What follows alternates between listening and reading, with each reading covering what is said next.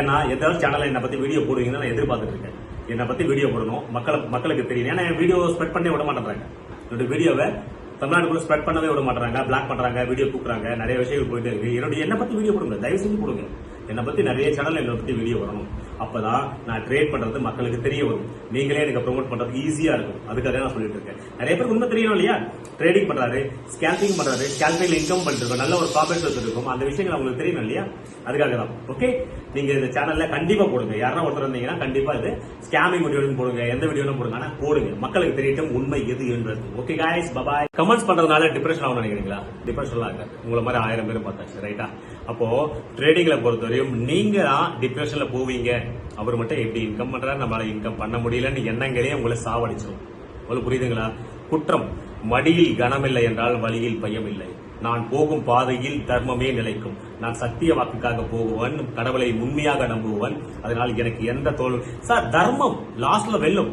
ஆனா அநியாயம் கொஞ்ச நாள் வெல்லலாம், ஆனா பர்மனண்டா வெல்ல முடியும். லாஸ்ட்ல தர்மமே வெல்லும். இது மட்டும் நினைச்சுக்கோங்க. நேர்மைக்காக போங்க, பொய் சொல்லாதீங்க, யாரும் ஏமாத்தாதீங்க.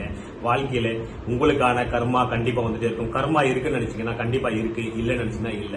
ஒருத்தரை பிளேம் பண்ணணும், ஒருத்தரை அழிக்கணும்னு நீங்க ட்ரை பண்ணும் போது நீங்க அன்னைக்கே அழிய ஆரம்பிச்சிட்டீங்கன்னு அர்த்தம். அவங்க வளர்ந்துட்டே போவாங்க. என்னை பத்தி வீடியோ போடுங்க. கண்டிப்பா நான் சொல்றேன், நானே சொல்றேன், என்னை பத்தி யாருக்குன்னா வீடியோ சொல்லி வீடியோ போடுங்க. அப்பதான் மக்களுக்கு தெரியட்டும் ஸ்கேல்பர் இப்படி ஒருத்தர் இருக்காரு, இப்படி ஸ்கேல்பிங் பண்றாங்க. ஏன்னா ரியல் வீடியோ பார்த்தா தெரியும் இல்லையா? ஸ்கேல்பிங் வீடியோ நிறைய இருக்கு, நீங்க பார்த்தா தெரியும் உங்களுக்கு அது கரெக்டா தான் பண்றாங்களா இல்லையா, இந்த மாதிரி தான் பண்ண முடியுமா இல்ல. ட்ரேடருக்கு கண்டிப்பா புரியும். உண்மையான ட்ரேடர்களுக்கு இந்த மாதிரி ஸ்கேல்பிங் பண்ண முடியும் உங்களுக்கு தெரியும். ஸ்கேல்பிங் பண்ணவே தெரியாது, எப்படி புரியாது. கண்டிப்பா வீடியோ போடுங்க. நிறைய பேருக்கு தெரியட்டும். என்னோட வீடியோவை ஸ்ப்ரெட் பண்ணவே விட மாட்டாங்க. யூடியூப்ல நிறைய பேர் பிளாக் பண்ணிடுறாங்க, என்னோட வீடியோஸ் தூக்குறாங்க. ஆனா ஸ்கேல்பிங்ல இந்த மாதிரி ஜெயிக்க முடியும். நான் ப்ரூவ் பண்ணிட்டே இருப்பேன், அகைன் ப்ரூவ் பண்ணிட்டே இருப்பேன். ஓகே गाइस, பிடிச்சிருன்னு நினைக்கிறேன்.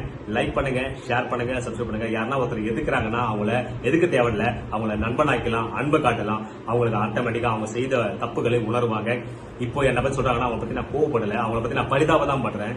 அப்படி பார்க்கும் பொழுது அவங்களால முடியலையே, ஐயோ இது கூட கத்துக்க முடியாத ஒரு மக்களாக இருக்கிறாங்களே எனக்கு பரிதாபமா தான் இருக்க தவிர அவங்க மேல எனக்கு வெறுப்பல்ல. இப்ப நான் ப்ராஃபிட் அண்ட் லாஸ் வீடியோ காட்டுற வருஷம் உங்களுக்கு சைக்காலஜி டிஃபெக்ட் ஆகும் சொல்றீங்க. சைக்காலஜி டிஃபெக்ட் ஆகிறவங்களுக்கு ஆசையில் இருக்கிறவங்க தான் டிஃபெக்ட் ஆகும்.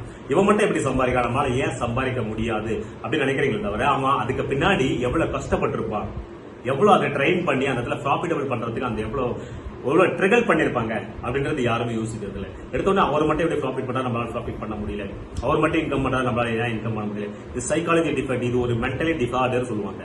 ஏன்னா ஒருத்தரை பார்த்து பொறாமைப்படுவது, சின்ன விஷயம் பொறாமைப்படுவது, அந்த விஷயத்தை விட்டுருங்க சார். மார்க்கெட்ல நான் கேம்லர்னா கேம்ல எந்த விஷயம் நீங்க எந்த கேம் எடுத்தாலும் சரி, அதுல நீங்க எக்ஸ்பீரியன்ஸ் கெயின் பண்ண ஒரு சின்ன கேம்ல கூட உங்களால ஜெயிக்க முடியாது. மார்க்கெட் பிசினஸ் தான். ஒருத்தனை எப்படி எஸ்எல் ஹண்டிங் நடக்குது, எப்படி எஸ்எல் ஹண்டிங்ல இருந்து நம்ம தப்பிச்சு அதுல ப்ராஃபிட்ஸ் பண்றோம் அப்படின்ற விஷயங்களை எல்லாமே ஹண்டிங் தான். ஒருவர் வேட்டையாடுவது தான் எஸ்எல் ஹண்டிங்ன்றது. அதுதான் பேர். அதனால நான் எஸ்எல் போடாம ட்ரேட் பண்றதுக்கான காரணம் அதுதான். எஸ்எல் ஹண்டிங்ல நான் ஒரு 10 to 15 பாயிண்ட்ஸ் பிடிச்சிட்டு போயிட்டே இருக்கேன், ஈஸியா ஜெயிக்க முடியுது. ஆனா உங்களால ஜெயிக்கவே முடியலையே. ஏன்? நீங்க ஓப்பா நிக்கிறீங்க, 100 பாயிண்ட்ஸ் போகும், 100 பாயிண்ட்ஸ் போகும், 150 பாயிண்ட்ஸ் போகும். அது முடியுமா? பாசிபிளே கிடையாது. ஓகே, நான் கேம்லர் நீங்க சொன்னீங்கன்னா நீங்களும் கேம்லர் தான். ஓகே, கேம்ல வின் பண்றதுனால எக்ஸ்பீரியன்ஸ் வேணும். அதை முதல்ல கில் பண்ணிட்டீங்கன்னா இது கேம்லிங்கா தெரியாது, இது பிசினஸா தெரியும். பிசினஸ் யார் கண்ணுக்கு தெரியுதோ அவங்க மட்டும் ட்ரேடிங்ல இருங்க. இது கேம்லிங்கா தெரியுதுன்னா நீங்க கமெண்ட் பண்றதுனாலயோ, நீங்க நெகட்டிவ் கமெண்ட் பண்றதால நான் இன்கம் பண்ணிட்டு போயிட்டே இருப்பேன். உங்களுக்கு எந்த விஷயத்திலும் பிரோஜனம் இல்ல. புரியுதுங்களா? ஃபர்ஸ்ட் ஏன்னா கேம்லர் அப்படின்னு சொல்லக்கூடிய வார்த்தையிலேயே நீங்க கேம் பண்றதுக்கே நீங்க தகுதியான ஆளா இருந்தால்தான் அந்த கேம்ல வெற்றி பெறவே முடியும். சரியான அர்த்தமா? நீங்க கேம்லிங்க பத்தி எதுவுமே தெரியாது, 1% கூட நீங்க முன்னாடி போக முடியாது, பின்னாடி தான் வரீங்க. தோல்வி நிச்சயம். எப்பயும் மத்தவங்களை பார்த்து பொறாமப்படாதீங்க. நீங்க ஏன் பண்ண முடியல, எதனால நான் தப்பு செய்யறேன் அப்படின்றது முதல்ல நீங்க உங்க காலை பாருங்க, உங்களுடைய எண்ணங்களை பாருங்க, உங்களை நீங்க ஸ்டடி பண்ணுங்க.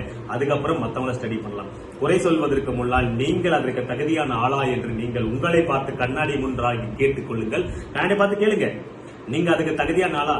ஒரு விஷயங்கள் அதுக்கு தகுதியான ஆளாயிடுவாங்க, நீங்க கேள்வி கேட்கலாம். ரைட்? தகுதி இல்லாத பொழுது தகுதியை வளர்த்துக் கொள்ளுங்கள். அதுதான் மிகப்பெரிய ட்ரேடிங்கோட ஸ்கில்னு சொல்லுவேன். மற்றவங்க பார்த்து பொறாமப்படுறதுனாலயோ, டெக்ஸ்ட் பண்றதுனாலயோ, நீங்க கமெண்ட்ஸ் நெகட்டிவ் கமெண்ட்ஸ் போறதுனால எதுவுமே ஆக போறதில்லை.